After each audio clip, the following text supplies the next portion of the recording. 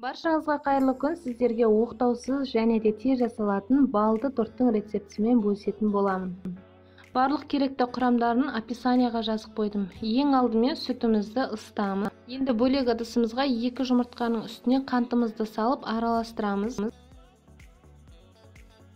Ұнымызды да саламыз, араластырамыз, ал сары майды әзірше салмаймыз. Міне қазір сүтімізді қолымыз күймейтіндей болу керек. Осылайынан бөлек жаңағы ыдысымызға 2-3-ке бөліп құйып, венчикпен араластырамыз.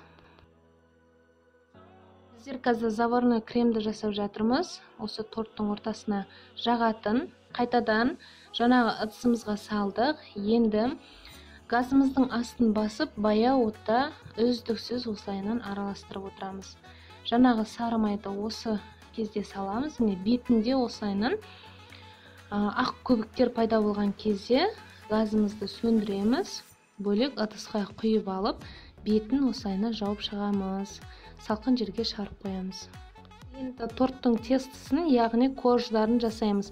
Ең бірінші миотымызға, балымызға ас содасын салып, осылайынан газде дұрыстап тұрып араластырамыз. Водяной баняда, міндетті түрде водяной баняда істеуіміз керек. Енді сары майды қосамыз. Сары май бөлме температурасында болуы қажет. Енді осыны бөлек алып қоямыз. Бөлек ыдысымызға осы 4 жұмыртқамызды, қантымызды салып, миксермен қанты ерігенше араластырамыз. Енді жаңағы алып қойған бөлек массамызды миотпен араластырған. Осы жерде салып, оны да миксерлеп шығамыз. Онда міндетті түрде електен өткізу керек.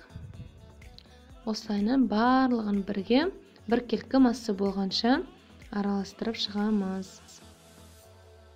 Біздерге осында пергаментный бумага, поклан қағаз керек. Осы поклан қағазын пайдалануға кеңес етемін. Қазір осылайынан 5-6 бөлікке бөліп шығамыз. Және де мен қалай жасап жатырмын, сіздерде соны қарап алып, дәл осылай жасап шығыңыздар. Формаға кигізесіздер, және оны дәл осындай форма шығаруларыңыз керек. Сол кезде міне барлығын 4-5 қасықтан салып алып, жан-жағын тегістеп, қасықпен жағып шығасыздар. Бұл не үшін істейміз? Пісіп болғаннан кейін жан-жағын кесіп отырмас үшін өте ыңғайлы, дәл осы әдісті қолданып көріңіздер. Торттарыңыз өте тез піседі, 180 градуста 3-4 минутқа пісіріп аласыздар. Мен үнемі осылайынан бір коржды блендердан өткізіп аламын, жан-жағына және де бетіне себу үшін. Біздің манағы жасаған креміміз уже осылайынан тұрғаннан кейін суытуға жібереміз ғой.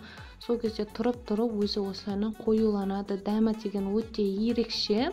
Міндетті түрде сіздерде осы заварной кремді қолданып көріңіздер. Осы видео ұнаған болса, каналға тіркеліп, лайк басып, пікір қалдырып кетіңіздер. Баршаңызға көп рахмет.